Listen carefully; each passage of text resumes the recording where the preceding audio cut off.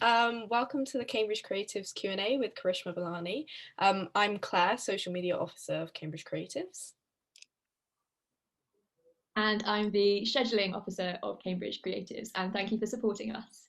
We are a student-run creative collective, and we're creating a series of talks with world-renowned professionals in film, TV, and theatre. So please follow our Facebook page to find out more about future events and opportunities.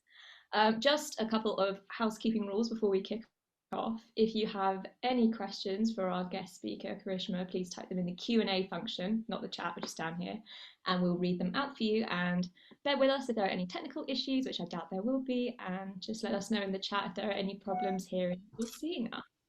And enjoy the Q&A. So Karishma Balani is a casting director, most recently head of casting at Shakespeare's Globe. She's cast a multitude of productions for both the Globe Theatre and Sam Wanamaker Playhouse. Most recent credits including the hit Emilia, which transfers to the West End, Othello with Mark Rylance and André, Holland, and Adjoa Andoh's Richard II, featuring a cast entirely of women of colour. As casting associates, credits also include the Globe to Globe tour of Hamlet to every country in the world and the 2016 modern reimagining of Cymbeline, Imogen. She is now working as a freelance casting director. We're honoured to have you speak.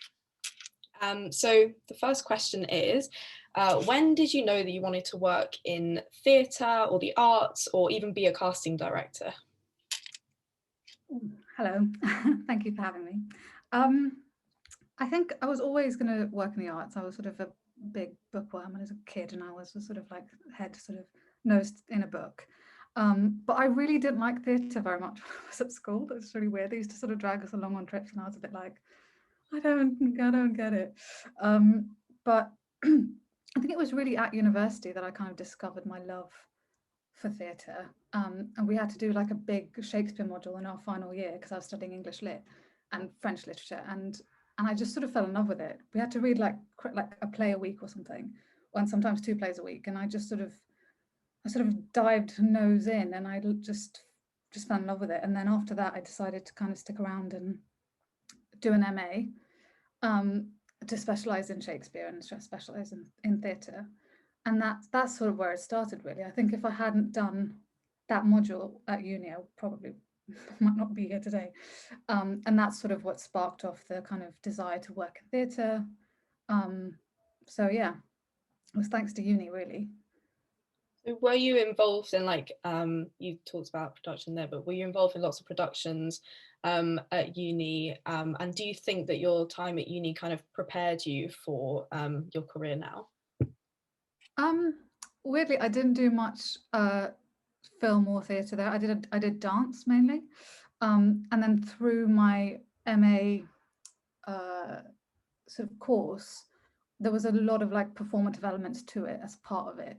As part of the course, it was sort of like so I actually did like a project on Shakespeare and dance, and sort of looking at Renaissance dances at the time, and we sort of worked with movement directors, and because my uni was really near the RSC, we got to sort of go and watch lots of shows and things like that. But it was more academic, I have to say. It wasn't as sort of like performance based as probably I work in now.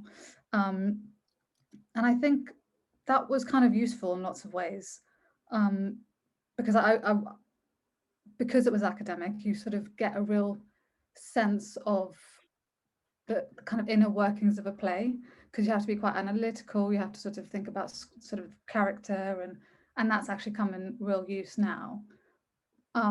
So yeah, I think even though I wasn't involved in sort of putting on shows, it definitely sort of created a foundation for what I do now. Amazing. And then kind of after, I guess, leaving academia, what was your first job after university? Did you go straight into the arts, or were you finding your feet with other jobs until you kind of made your first break? I was really, really fortunate in that about 3 months after I finished my MA, I applied for to do an internship at the Globe, and I got that.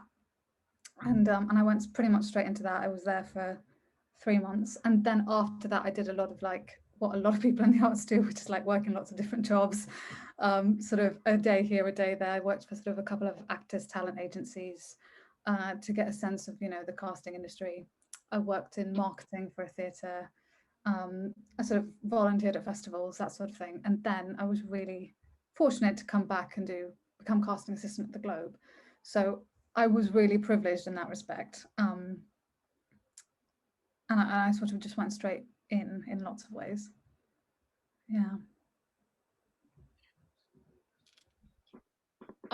If you could you like, I guess if you're talking back to like your graduate self, what advice would you give in terms of people kind of finding their next steps? I appreciate like at the moment that might be quite difficult advice to give, but I mean just kind of take like pandemic context and remove it, but like what general advice would you give, I guess?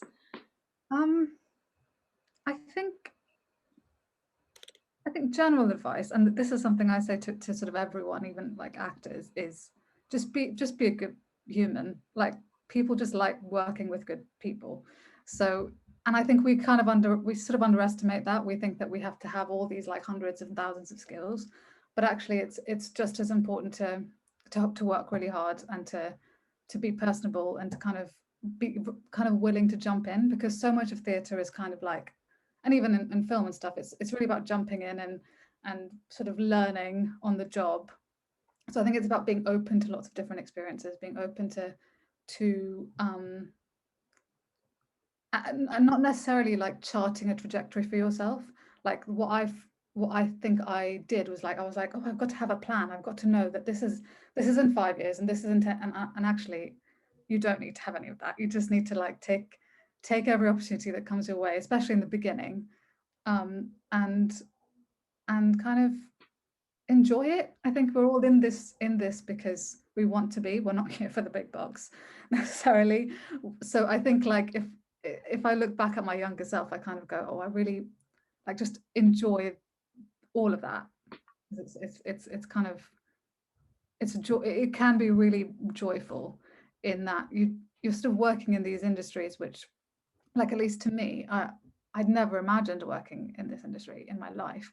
Like actors and directors and writers were this sort of like they were these sort of magical beings that didn't exist in my periphery. So so I think it's about sort of really relishing every moment of it. Really. Yeah, we were chatting earlier, and I've been speaking to some of my friends about this during the week as well, that like there's no real like informal training for being a casting director, and there's no real like, oh, you've got this A level, oh well, be a casting director. So we just wanted to ask, like, can anyone be a casting director? What do you think are the qualities that make a good one? What are the, your own qualities that you draw on when you're working? I think anyone can be a casting director. As you say, there is no training. I mean, there's apparently there is now. I've just learned, but yeah, I think anyone can be. But to be a really good casting director, you have to really, really want it, because it's long hours, it's hard work, and I think in terms of the qualities that make a good casting director, I think, and this is all stuff I learned on the job. Really, this is a lot of stuff that I knew as when I started in the profession, but I think it's having good instincts and good intuition, and learning to trust your instincts and sort of honing those instincts, because so much of so much of a casting director's job is sort of feeling things out. And there's no sort of script that you're working from, and each situation you sort of find yourself in very different situations with very different people. There's a lot of flexibility required, so sort of just being able to react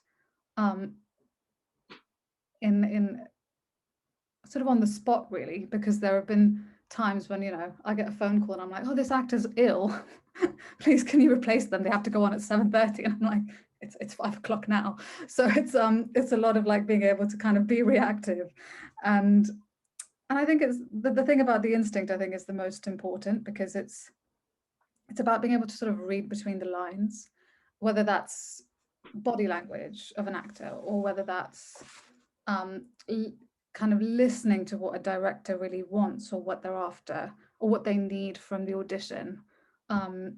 It's a lot of sort of kind of it's sort of soft skills, like things like empathy, things like being a kind of calming presence. I think it's so important to be able to make others feel comfortable, because you're in an audition.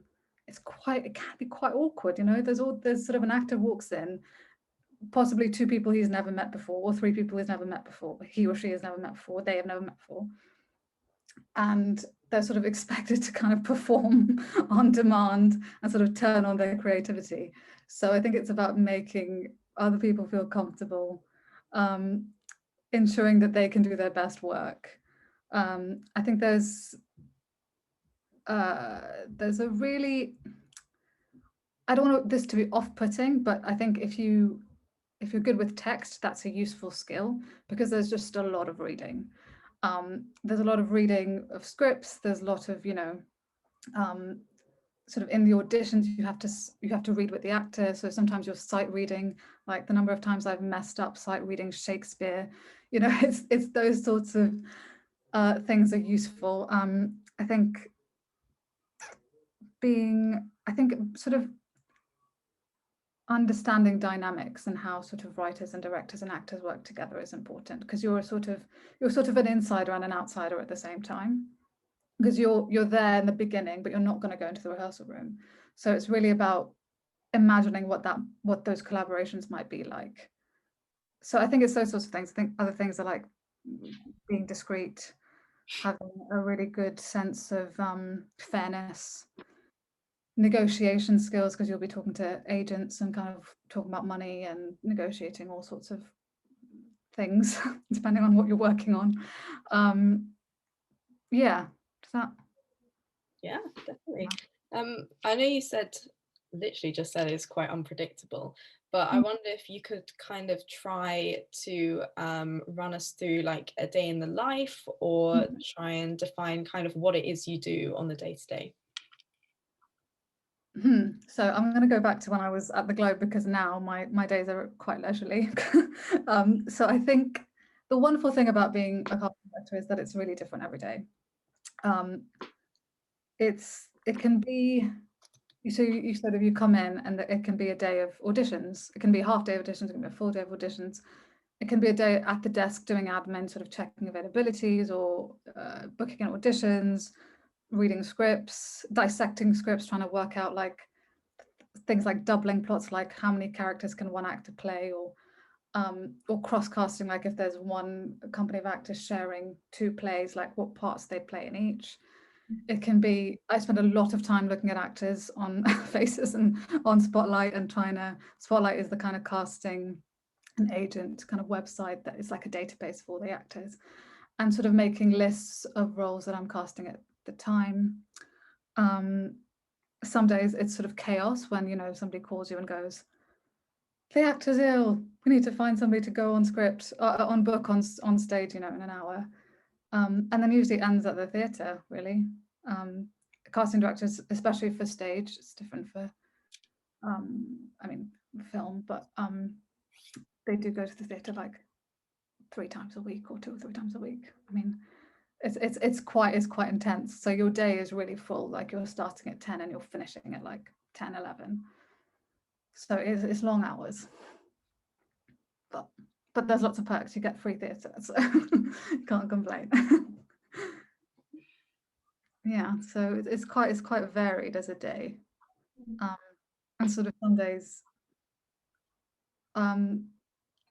are quite sort of, sometimes you kind of crave the days at your desk where you can just sit there and like, well, a lot of it is like talking to agents as well. You spend your life on the phone, because agents will ring you and sort of ask what you're working on, and if they can help sort of make suggestions for roles that you're casting.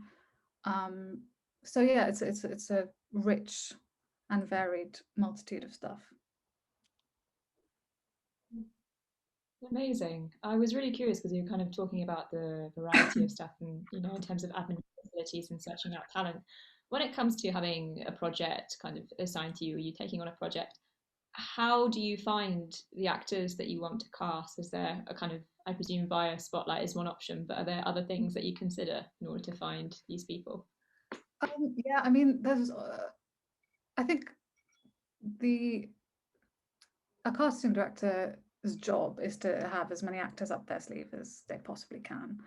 So normally I would sort of revisit my database of actors who I've seen in shows or seen on TV, in films. Actors I've auditioned previously, because usually a lot of what happens is that you audition someone for one role in one play, and then they may not be right for that, but actually they're really right for the other thing that you're casting, or the other play that you're casting in a different role. So so I revisit those. I sort of stick on my headphones and sort of just have a sort of think about what the role demands, and then go from there. But it's also very important to keep going out to drama schools and keeping track of their graduates, seeing them in shows, seeing their showcases. If you're looking for sort of very specific things, like they need to have a certain skill, like, I don't know, fire eating or something, I don't know. I mean, that is a genuine thing. That is a genuine skill listed on Spotlight. Or juggling, or I don't know if there's a specific like accent with a specific need that the role needs, then I would usually start with Spotlight, because they have quite a good search engine.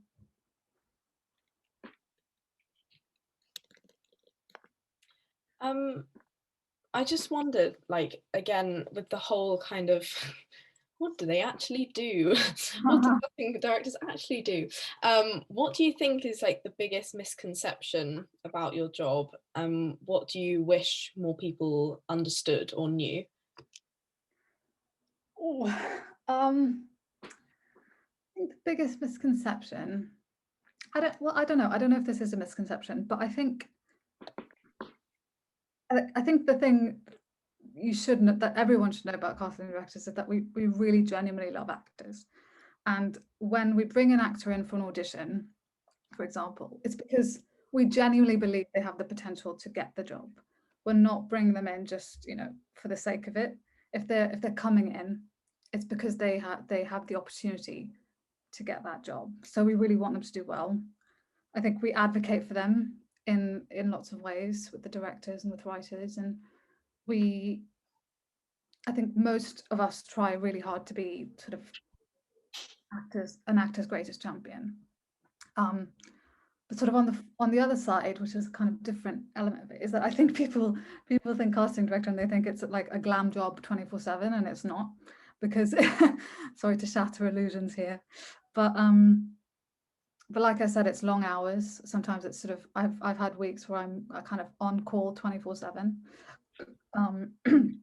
In the beginning, especially when you're a casting assistant or you're starting out, it's purely admin. It's a lot of checking availabilities, and you're literally like, you're on the phone like all day long. You're checking actors' availabilities, you're booking auditions, and and I mean, it's great. You're still going to the theatre. You're still sort of, involved in all the creative conversations, but that takes a while to make that jump to casting your own shows. And that's again going back to what I was saying, is about building up your database of actors, and also that's also about learning that thing about honing your instincts and learning how to kind of decipher a director's taste in actors or what they're looking for, and that's all the stuff that you do on the job, really, because I don't know if you can teach that stuff.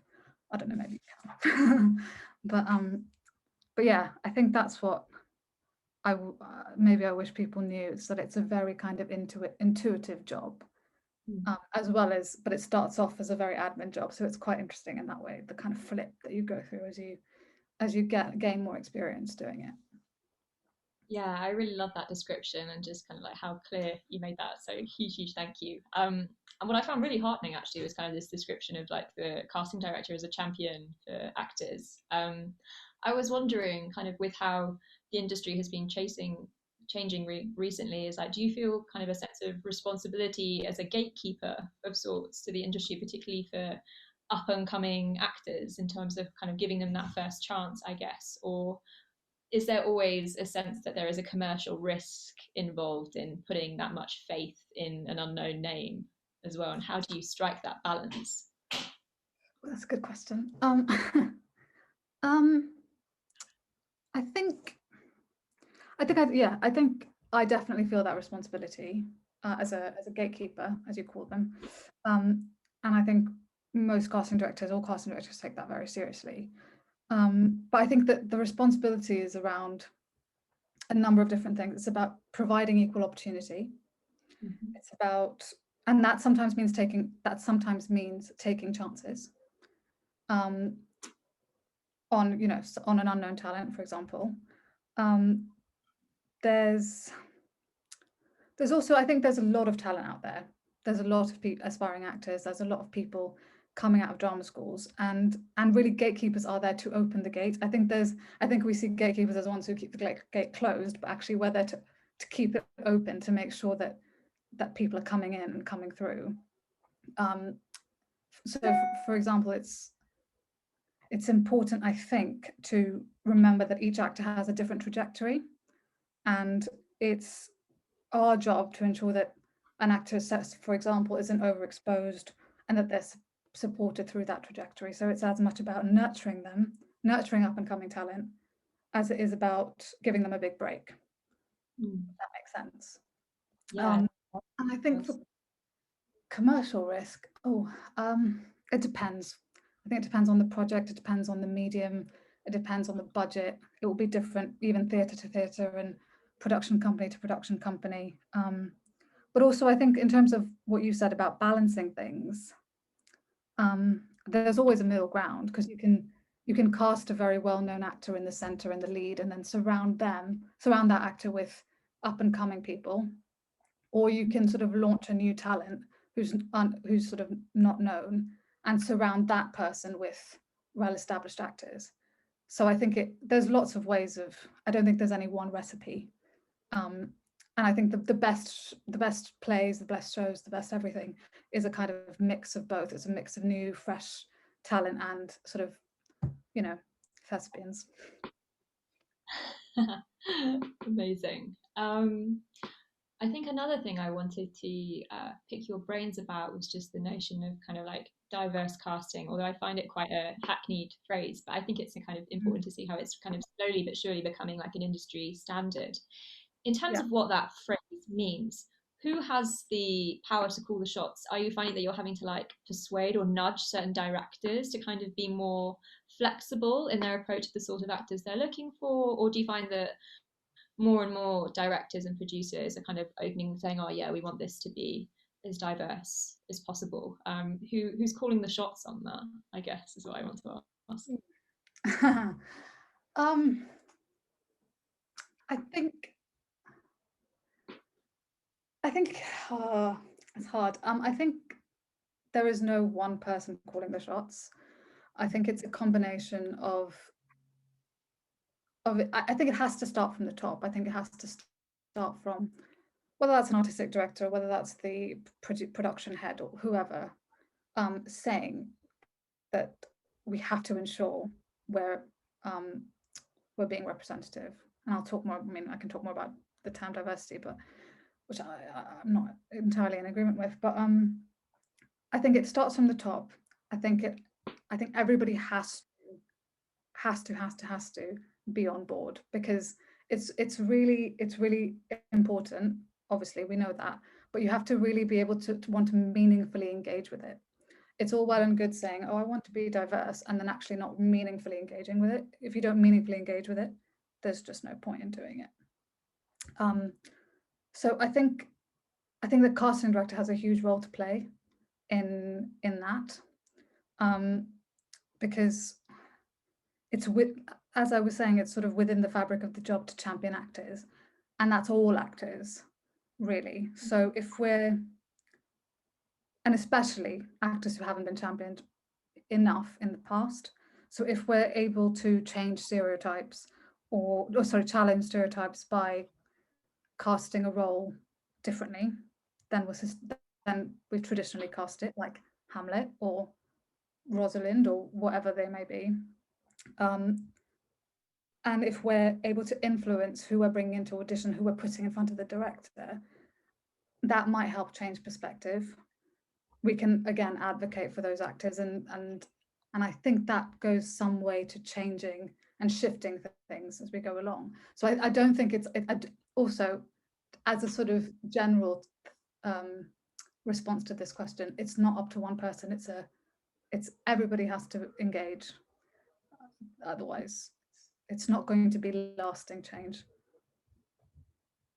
Yeah, you mentioned your kind of views on like the word diversity. I wonder if we could just chat like quickly about like the different terms that have been sort of bandied about around this subject over the past few years as it's become more and more important, thankfully.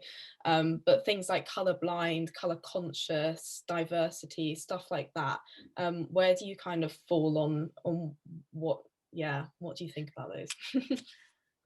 I'm gonna take a deep breath before I start talking on this. I think, well, okay, speaking openly, because I'm a woman of colour myself, so, you know, I have a very,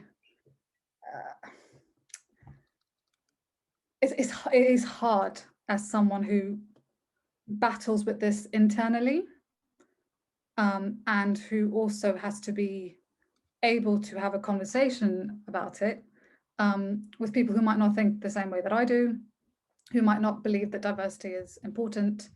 And so there's a very big cross with my job in terms of someone who's consciously casting people of colour. I'm not sure I'm entirely comfortable. I think you said colour conscious and colour blind. Is that what you said? I'm not sure I'm entirely comfortable with either term but it also depends on what context it's used in, what sort of situation and what the intention is. Because if you say, oh, colourblind casting, that can sound quite like a cancelling term that suggests that we refuse to see and acknowledge an actor who is a person of colour, in that we refuse to meaningfully engage with them as a person, with the role they're playing, with the themes and the language in the play. That can be complicated. And so in that respect, maybe colour conscious seems more fitting. But then, I mean, colourblind can also mean, you know, that an actor, that anyone can play anything, that it doesn't have to be a certain person playing Hamlet or a certain person or it has to be a white man playing this. So it can work both ways, and I'm not entirely sure that either is sort of sufficient. But then colour conscious in some ways reminds me that I have to be aware that even as the person of colour myself, it will differ from another individual's experience. So it's a good sort of, it's just a good placemat to remember that we all don't have the same experiences, no matter where we fall on any spectrum.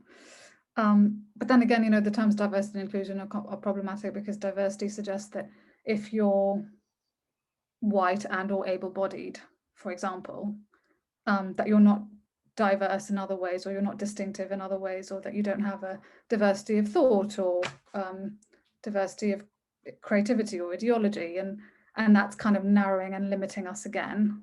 And then inclusion suggests that historically marginalized communities have to be included or acculturated into a majority, and that's problematic for me.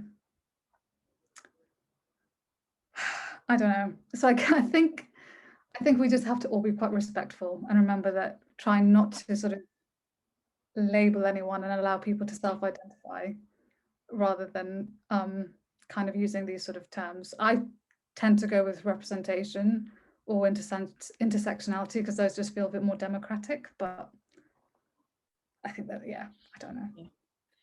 It's almost as if we shouldn't try and label everyone in the world. Yeah, thank you for chatting about that, because it's a conversation that's actually been like going on within Cambridge over the past couple of weeks. It's really come to like the forefront, especially with casting. So it's really interesting to hear about that from your perspective.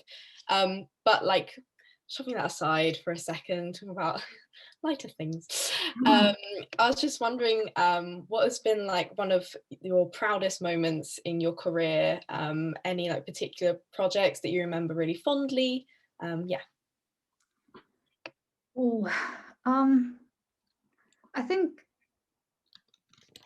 that probably, I feel quite kind of, I don't know if proud's the right word, but I guess I feel kind of joyful every time there's like a first preview of a show I've worked on, because I think I sort of mentioned before, like you spend all this time like inside this play, like kind of dissecting it from the inside and hearing it out loud over and over and over again in auditions, that, you know, you're practically kind of saying it in your sleep.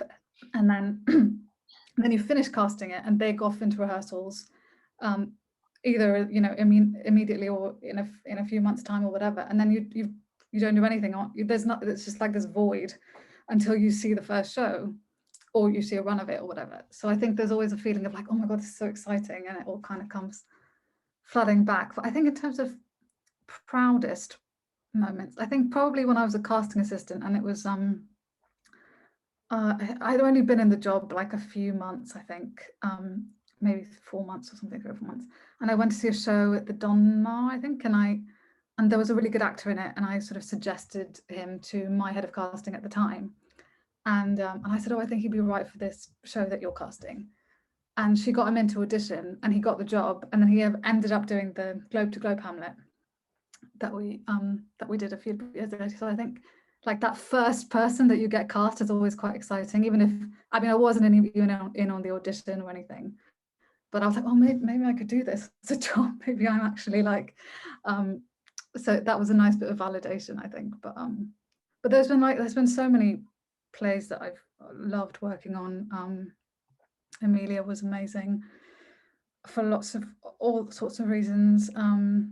There was this play called Boudica that was written all in verse. This new play called Boudica that I love working on. There's a play called Lions and Tigers that I adored because it was about my history in a way that I hadn't quite experienced that at the Globe before. And then we did this crazy project in 2014 where we did an open call and auditioned 900 children aged 12 to 16. It was insane. And we did, so I mean, literally anyone could come to audition as long as they fit the age frame. And I did it with like I think I had a broken foot or something. And yeah, I think auditioned about 450 kids over 4 days. And then we sort of whittled it down eventually. I think we did 3 rounds of auditions and we whittled it down to 20. And then we trained them, and then they eventually did a professional performance in the Wanamaker Playhouse. So that was quite extraordinary because kids just give you a really different perspective on theatre. Like they're just way more, they just have zero inhibitions and are so playful. And I think they did a scene from As You Like It and set it underwater. I mean, it was amazing. Like, and like some of the kids who didn't have any lines, they were just weeds in the background. They were just kind of doing that.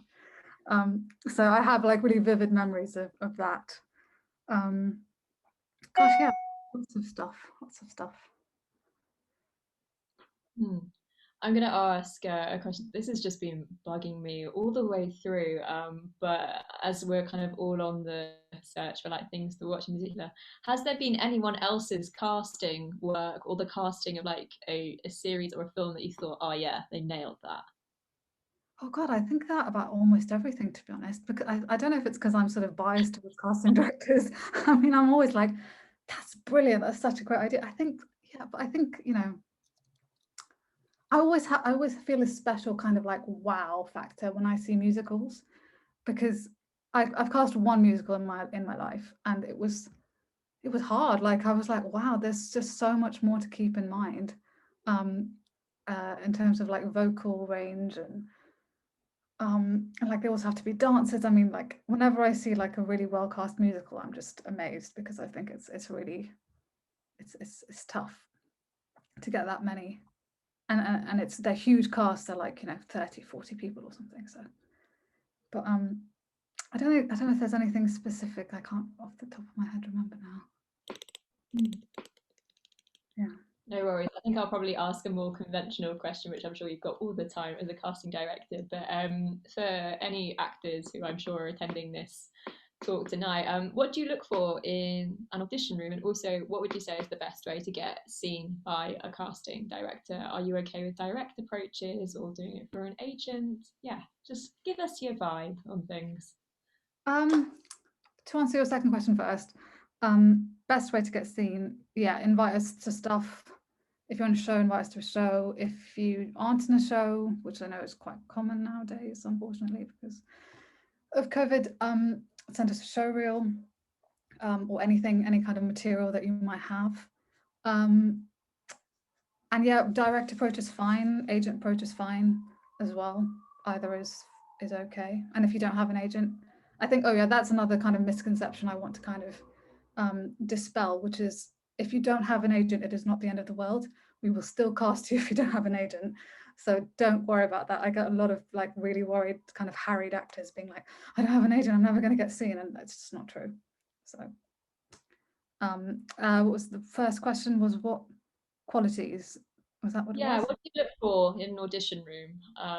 You know, and like what qualities draw you to an actor to think, oh yeah, they're the right one. That may be specific to the project, but just kind of like generic characteristics are useful. I think in an audition room, I think there's like maybe they're two different questions. I don't know. In an audition or not, in an audition room, I think it's really about. It's not about like giving your sort of perfect performance. Again, like I think people think they have to come in and have the kind of like first performance version ready, and it's not true. Like that's what rehearsals are for. I think it's about being able to kind of take a note when the director kind of and work with the director. It's about can this person collaborate with the other actors that we are casting? Are they a good human being? You know, the Globe, for example, was an interesting place because, you know, it's a huge stage, but also, and it's you know, it's the Globe, but also like, you know, a pigeon could fly over your big speech and ruin it completely, and the audience will just be looking at the pigeon or at the helicopter that's flying over. And I think it's a really good kind of metaphor for life because it's about like taking it seriously but not taking it too seriously. So I think with the audition room, it's really about the dynamic. It's about it's about the working together. It's and it's just about getting getting a sense of a person. You know, we'll if we see something we like, we'll get them back for a recall. It's not, it's and usually like casting directors, like I said, we'll keep them in mind for other projects. So in terms of qualities, like I don't know. I always feel like when I'm asked this question, like actors think we've got some kind of theory of everything kind of equation answer to this question where like if you fulfill this, then you get cast. But it's really not about that. I think it's a little bit based on instinct and energy, and it's a little bit based on like being a good human, like I said. And each actor is so different and brings something different to the table. So it's sort of limiting to kind of list qualities because they each bring a very individual kind of set of qualities to the room or to the rehearsal room. Or so, and also like actors are the best at surprising you. Like I never say I know what an actor can do until they've done it, you know. So I don't think there is a list of qualities, but I think it's about enabling them to bring their full self to the room. Nice. So we're going to move on to talk about some like Globe and Globe projects. I just bit of a personal curiosity question, but the organisation goes through kind of a new artistic direction fairly regularly. Does your work change once you go through one of these shifts? How does this change in leadership kind of affect you? It might not, but yeah. Oh no, it does. It absolutely does. I think it changes everything. I think it changes absolutely everything. It changes. I mean, each artistic director brings a very specific and creative vision to a building, especially one like the Globe. And I think that inevitably affects casting because it can be sort of form-based or style-based, but it can also be small things like their programming or the writers and the directors they employ or how involved they are, or you know, we've had an artistic director. We currently have an artistic director who is an actor themselves, so that changes the dynamic entirely. And really, it's about what kind of theatre they're interested in making and how they interpret or want to interpret Shakespeare, because that's like night and day difference with artistic directors. So it's partly the casting director's job, I think, to help realize that artistic vision and to sort of match that ambition in the casting of the shows. And you know, it's about employing actors that sort of sit along the same sort of sit in the same world as the one that is imagined by the artistic director, because it will really vary and has really varied whenever it has changed. So for example, with Michelle, it's all very non-literal casting, and you know, a man doesn't have to play a man and a woman doesn't have to play a woman. It's really kind of different to what it used to be. Amazing, thank you so much. I'd like to kind of move on and touch on Emilia briefly, by the Morgan Lloyd Malcolm. Oh my days. And kind of talking about like non-literal casting.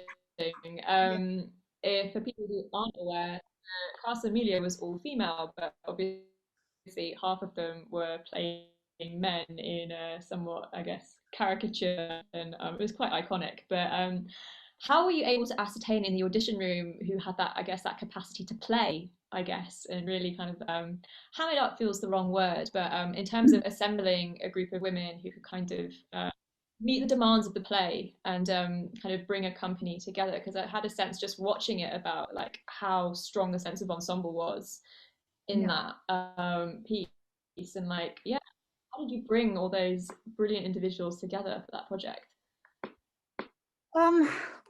I think partly that is where the instinct kicks in, but also it's really about, we had a lovely time on that. I mean, we had an amazing time on that, and we were crying and laughing in auditions and crying and laughing at almost every day on everything. But I think with the actors, for a number of those actors, one of us, so Nicole, the director, Morgan, the writer, and I, we did know a lot of those actors, as in we were very familiar with their work. So when we brought them into audition, I mean, in the beginning, we really didn't know what roles they'd be playing. So we were just sort of throwing stuff at them and seeing what kind of stuck in a way. And because the play was still developing and changing, and the script was really was shifting a lot. So it was more about putting together a group of women who represented the essence of the play, rather than being like, oh, this will play a funny caricature of a man or whatever. And because we had like the lovely chance to kind of, we did a lot of readings of the plays and its different iterations, so we were able to kind of test out how that would work, how those women playing men would work. But also, like, I remember just being like, if you've got a good comic actor, they can pretty much do anything. So, you know, it's more about trusting the company, and when you stick them all those brilliant women in a room together, they're going to make magic. So I think it wasn't really us going, oh, they have to play that. It was more about what they brought to it. Sure. So yeah. It was just a lovely jigsaw that I think fit together in the end. Amazing image. And I guess what I would love to know, kind of leading on from that, is after kind of the wide success it got at the Globe, it then transferred over to the Vaudeville Theatre. Either talking about Emilia specifically or just projects in general, do you find kind of, how does your job change with a transfer, particularly if like a part of the original cast are no longer able to do it and sustain the transfer? Do you have to effectively start from scratch? How does that transition period work from it kind of the show going to a new space and potentially with new people in the room? Yeah, I mean, almost always the original cast will be offered, and of course, like you say, you know, it might not happen. Everyone might not go with it. So you do have to sort of start again with those particular roles. But I think it's much easier in a way, because you know what you're looking for. It's much clearer that, you know, because it's been done. There's a much clearer understanding, especially with something like Emilia, which was so much kind of changing as we were casting it the first time. But I think I don't feel like we started from scratch for that reason. But yes, we recast two of the leads. We recast Emilia 1 and Emilia 2. the sort of the two younger ones.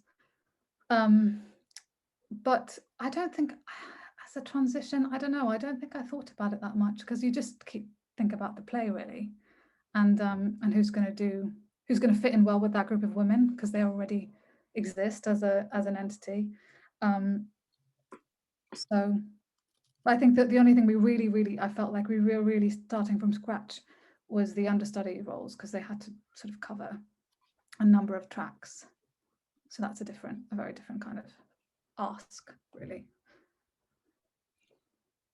So moving on to another Globe project in 2019, Adjoa Andoh, who is now having a whole resurgence because of Bridgerton.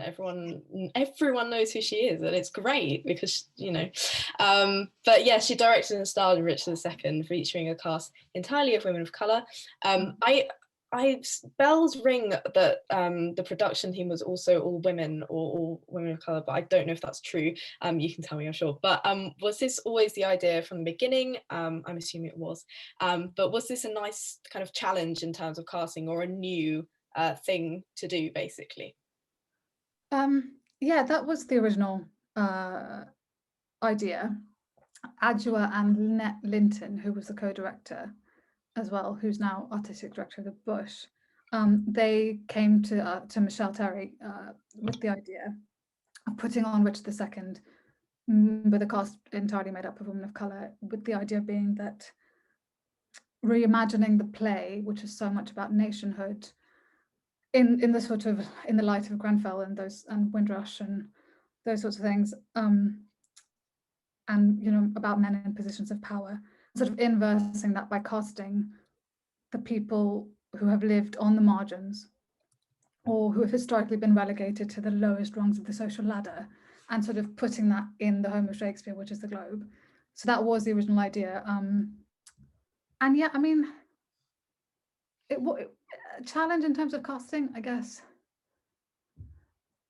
I mean, it was wonderful. I mean, obviously, it was like such a great thing to be able to kind of go in knowing that that was the thing we were going to do, rather than being like, oh, we have to be diverse. It just felt like, well, we're just meeting amazing women. So I don't. Yeah, it was it wasn't really a challenge, because it just felt like the right thing. So yeah. Brilliant. And I think off the back of Emilia as well, we'd just kind of done that. So it felt like a really nice kind of trajectory in a way. Mm-hmm. Yeah, I love that. I think one thing that I kind of want to make really clear is that casting directors aren't necessarily exclusively attached to buildings, but they're also freelancers as well. And I know this is kind of something you transition to. And I really appreciate hearing kind of like what are the differences between being kind of like in-house and freelance, and what persuaded you to kind of make that move, and also I guess kind of benefits or kind of like downsides to being freelance as opposed to being attached to a particular venue. Yeah, give us all the details on all things freelance. I mean, I'm very kind of early in my freelance days. I did a bit of freelance while I was still at the Globe, but that's just kind of a different thing. I only left the Globe in November, so it's been a couple of months or so. And so I guess I don't feel like I'm quite qualified enough to speak on it yet. But with freelance, you definitely have greater control over the projects you pick, because people will come to you and be like, do you want to cast this or whatever? And so you have a greater sort of choice over who you work with, the projects you take on, control over your time. Whereas in-house, you're obviously wedded to the programming that the artistic director of the building is presenting you with, and you have to kind of cast those shows, obviously. I think there are advantages to both. I think there's greater security with an in-house position, because obviously you're casting all the time, and it's like a great kind of baptism of fire in a way, because you're just kind of stuck in. Whereas freelance, obviously, like it's job by job really. But the sort of plus side of that is you can kind of dabble in lots of different media. So you can do theatre, you can do film, you can do, you can sort of switch that around. In-house, I mean, I loved being in-house because it was like an education for me. And also I really liked getting stuck in into, even though I was casting, I was always doing something else as well, whether that's like, you know, going to Pizza Express and buying like 50 pizzas for actors, or whether that was like, you know, helping someone, you know, carry a drum across the stage, or, you know, I mean, that was like sort of mad things that happened when you're in-house, because you're part of a bigger team that is putting on these plays, and I really relished that. I loved that. I loved kind of not knowing what the next day would bring, because and you sort of, there's a community. I felt that there was a great community being in-house, because you know, you could, like I said, like usually if you're freelance, you see the show on maybe a press night, and then you might, that's it, kind of it, you know, you don't really have to go back if you don't want to. Whereas when you're in-house, you sort of see the actors in the green room when you're going to get your 10th cup of tea, and then you have a chat with them, and then you might like I used to pop in and watch the jig at the end of the show. So there's sort of like lovely things like that that you can do when you're in-house. And also just like for me, I got a lot of opportunity to kind of work on other stuff. So I was doing like creative contracts, and I was doing filming stuff for our Globe on Screen films, and I sort of got to sort of do lots of other things. So in terms of experience, I got a lot out of it. But, you know, advantages to both, I'd say. Soon we're going to have some questions from the audience. So anyone watching, if you have a question, please type it into the Q&A box, not the chat box. Q&A box should be somewhere down there, and we'll read them out. Whilst we're waiting for you to do that, we'll ask our final question.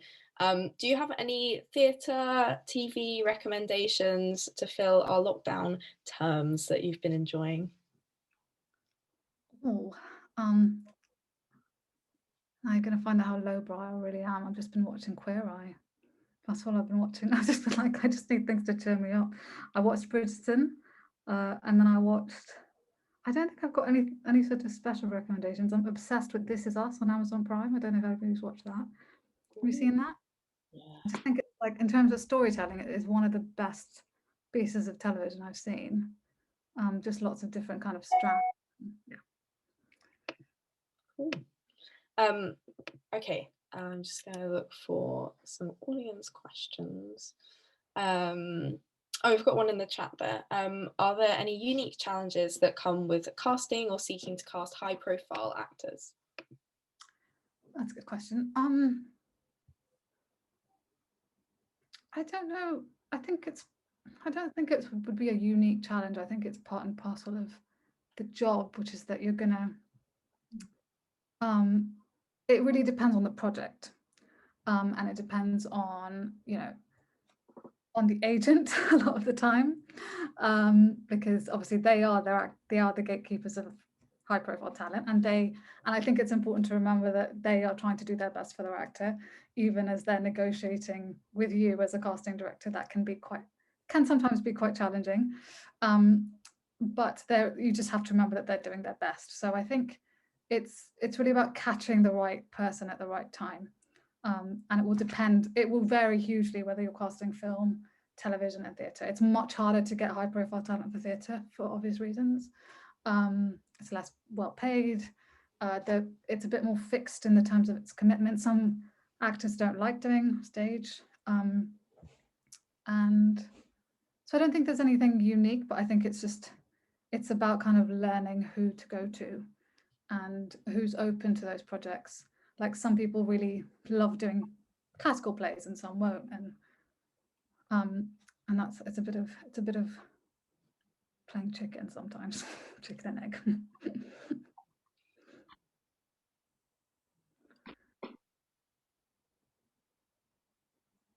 Just reading through some more. Via, are there any that you can see that you'd like to ask?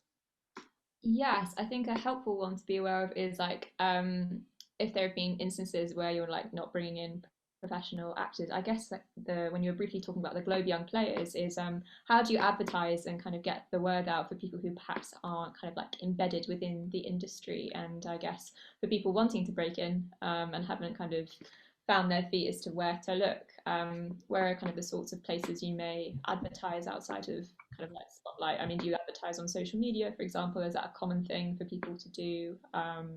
Yeah. I think it is done. I confess I personally haven't, just because I was in an in-house position and that had quite specific requirements. But yeah, I think it would be via social media. It would be sometimes we've had like supernumeraries or people from sort of amateur groups be part of it, or we did a lot of work with communities like and other organizations like Clean Break and London Bubble and those sorts of things. So we would often go to those kind of hubs and then ask them to kind of help us disseminate the opportunity, or try and sort of put us in touch with people who might be interested. So I think it depends on what we're looking for, really. But if it is hard. I'm not gonna beat around the bush. It's hard to get sort of seen if you haven't had like a drama school training, or if you haven't got an agent. And so I think it's really about trying to get in front of casting directors is difficult without that, but it's not impossible. Like there's a really great it's also partly our responsibility. It's mainly our responsibility to get out there and sort of go to scratch nights and kind of expose ourselves to those sorts of things. But there's like things like there's a really great company called Intermission that we worked with a lot, who work with sort of younger kids. So I think it just depends, really. Someone else has asked, what would be your dream project, whether in theatre, TV or film, that you would love to cast? And who would you put in the cast? I don't know. You know, I'm one of those weirdos who doesn't think about this. I don't think I have a dream project, but I definitely have sort of actors, writers, directors who I really admire and would love to work with / for. So I think for me, it's about the collaboration and what those collaborations might culminate in. That would be my dream project, if that makes sense. So it's about like kind of the people involved rather than the thing, because I think the thing always, I don't know. I don't think I have an answer to that, actually. Maybe I should go away and think about that. See if I can manifest it. We're coming up to past, so I think that's all we have time for. Thank you, Karishma, for your wonderful answers and for giving us your time. Thank you to everyone who joined the call and asked such great questions as well. Please like our Facebook page for more updates and opportunities. Our guest next week is costume designer of Bridgerton, Basic Instinct and The Greatest Showman, Ellen Moroznik, at 7 p.m. on the 10th of February. Please register for the Q&A on our Facebook event or link in our Instagram bio. But thank you again, Karishma, and have a good rest of your evening, everyone. Thank you. Thank you so much for having me.